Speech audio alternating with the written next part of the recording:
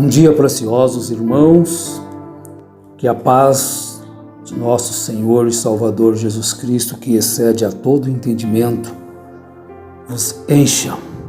Sejais, pois, cheios de paz, de gozo e de alegria, agradando a Deus. Primeira carta aos Tessalonicenses, capítulo 2. Vamos ler do primeiro verso até o verso 4. Porque vós, irmãos, sabeis pessoalmente que a nossa estada entre vós não se tornou infrutífera. Mas apesar de maltratados e ultrajados em Filipos, como é do vosso conhecimento, tivemos ousada confiança em nosso Deus para vos anunciar o Evangelho de Deus em meio a muita luta. Pois a nossa exortação não procede de engano, nem de impureza, nem se baseia em dolo. Pelo contrário, visto que fomos aprovados por Deus, a ponto de nos confiar Ele o Evangelho. Assim falamos, não para que agrademos a homens, e sim a Deus, que prova o nosso coração. A verdade é que nunca usamos de linguagem de bajulação, como sabeis, nem de intuitos gananciosos. Deus disto é testemunha. Também jamais andamos buscando glória de homens, nem de vós e nem de outros. Exatamente. Antes, então nós estamos lendo uma parte da carta de Paulo aos Tessalonicenses, na primeira carta, no capítulo 2. Paulo mostrando aos irmãos o que mais lhe importava. Ele recebeu este evangelho ao qual nós anunciamos também. Ele deixou as cartas, porque como apóstolo, mensageiro aos gentios, chamado por Deus para tal, vindicado nas Escrituras, ele chegou a ponto de dizer que se ele mesmo viesse e pregasse um outro evangelho, deveria ser anátema. Também afirmou que se descesse um anjo do céu, pregando um outro evangelho contrário, além do que ele tinha anunciado, deveria também ser anátema. Por isso ele afirmou categoricamente: pelo contrário, como fomos aprovados por Deus para que o evangelho nos fosse confiado, assim falamos, não para agradar aos homens, mas a Deus, que prova, que conhece os nossos corações. Bem, é uma verdade isto, que o propósito supremo de todo cristão deve ser o de glorificar a Deus. Tudo o que dizemos ou fazemos, os nossos relacionamentos, o uso que fazemos dos dons e oportunidades que Deus nos dá, e mesmo a maneira como suportamos situações adversas e hostilidades humanas. Olha que nós devemos observar estas coisas. Mesmo os sofrimentos, mesmo as dificuldades que o apóstolo estava passou, elas tinham uma finalidade: agradar a Deus e ficar como exemplo para os cristãos de todos os tempos, até que se cumpra todo o tempo dos gentios, até que a volta do Senhor Jesus aconteça. Isso aí vai ficar como exemplo. Então, onde nós devemos nos espelhar é justamente nas Escrituras.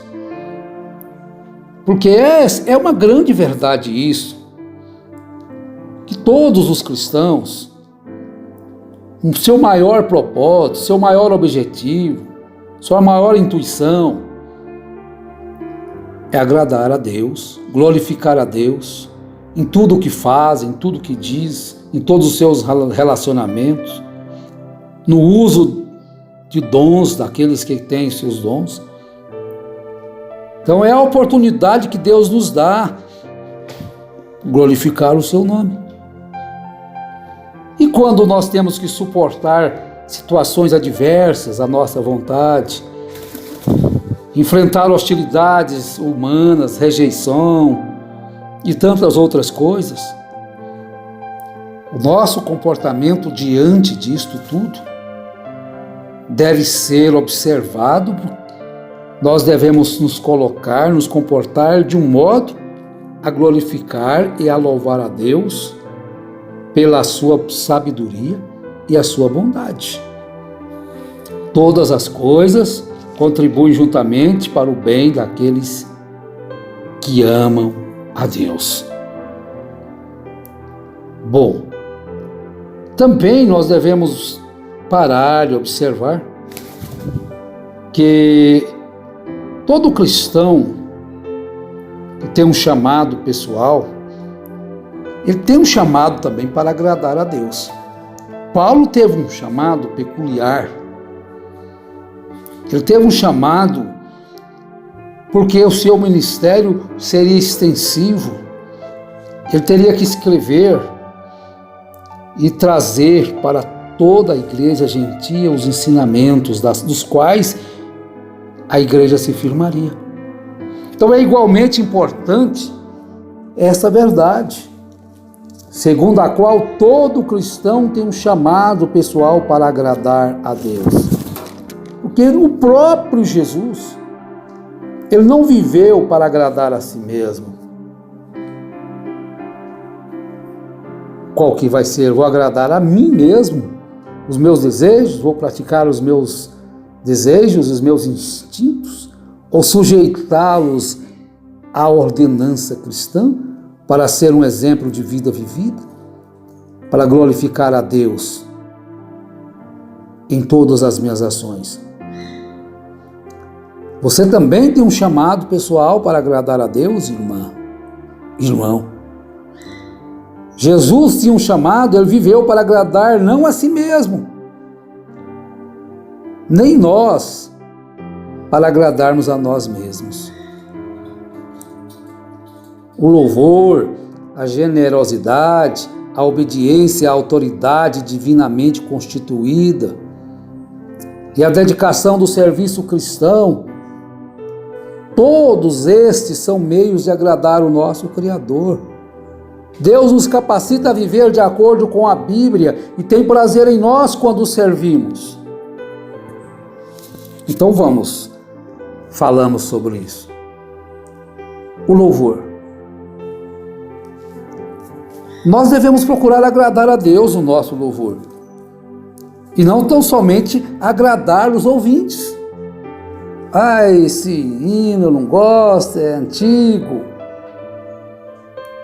Você tem que ter consciência que o seu louvor está agradando a Deus. Que o seu louvor não está ficando apenas ali para emocionar as pessoas, mas é um louvor que está subindo como adoração, como louvor a Deus. A sua generosidade também, da mesma forma, ela deve ser feita de uma forma que agrade a Deus, não somente a quem vê você fazendo as coisas, porque fazer as coisas para que os outros vejam. Jesus chegou a dizer assim: olha, o que você fizer com a mão esquerda para alguém, que a direita não veja. Se você fizer um bem para alguém com a direita, que a esquerda não veja. Mas a gente quer tocar trombeta, né? Eu ajudei fulano, eu ajudei ciclano. Quando ele estava precisando, eu ajudei a ele. Não, isso aí não agrada a Deus. Isso aí não louva a Deus, louva a si próprio. Se engrandece a si próprio. Eu fiz isso, eu comprei uma casa para fulano. Eu comprei um carro para fulano. Isso engrandece o homem. Ele já está sendo recompensado por aqueles que batem palmas para ele. Então não é essa generosidade que agrada a Deus de forma alguma. Vamos procurar um meio de agradar a Deus. Quando nós obedecemos às autoridades divinamente constituídas. E agora? Alguém tem prazer em obedecer às autoridades divinamente constituídas? Ou vai ser todos exaltados contra as autoridades? Eu não tenho que obedecer fulano nem ciclano. Nós devemos obedecer aos nossos pais, obedecer às autoridades, e a dedicação no serviço cristão. Bom, esse aí é tremendo. Todos esses são meios de agradar ao nosso Criador. Deus nos capacita a viver de acordo com a Bíblia e tem prazer em nós quando o servimos. Deus tem prazer em mim? Deus tem prazer em você? Será que Deus tem prazer em nós? Quando nós o servimos de inteiro coração. Em sua graça soberana, Ele concede aquilo que exige e se deleita no resultado. Ele nos capacita para sermos verdadeiros adoradores. Agradamos a Deus através do nosso relacionamento com Ele. Abraão não foi chamado amigo de Deus? O relacionamento dele, conversava com Deus. Deus contava a ele o que ele estava planejando em fazer. Abraão foi chamado amigo de Deus. E Cristo chamou os seus discípulos de seus amigos. E o que ele falou? Vós sereis meus amigos quando fizerdes o que eu vos mando. E quando vocês fizerdes o que eu vos mando, vocês estarão me agradando, estarão em comunhão comigo, estarão em companheirismo comigo, quando estiverdes em companheirismo com as minhas palavras, ou com a minha palavra, a Bíblia Sagrada. Agradamos a Deus através do nosso relacionamento com Ele, do nosso relacionamento com as Escrituras, pautando as nossas vidas, as nossas ações, as nossas decisões, de acordo com a palavra. Oh, que maravilha!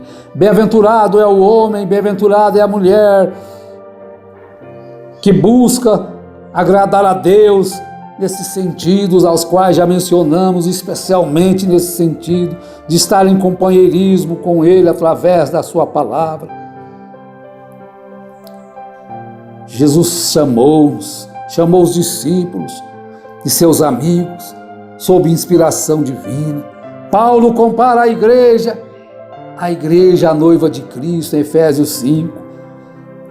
Agora, como amigos e membros da família, Deus e seu povo têm prazer um no outro. E nós também agradamos a Deus, imitando seus feitos. Seu amor em vós é vivo e ativo. Como pode alguém dizer que ama a Deus se não ama o seu irmão, o seu próximo? Amar a Deus que nunca viu e não amar o seu irmão a qual viu? Dar as costas aos seus irmãos na sua necessidade, na sua angústia, tendo seus celeiros cheios? Não, você não agrada a Deus ao fazer tal coisa. Agradar a Deus imitando os seus feitos. Então, o seu amor estando em nós, Ele é vivo, Ele é ativo, compelindo o seu povo a usar seus talentos e energias em toda espécie de atividades do bem, para crescimento do seu próximo, da igreja. Olha, os cristãos são especialmente chamados para as obras de misericórdia, porque Deus é misericórdia.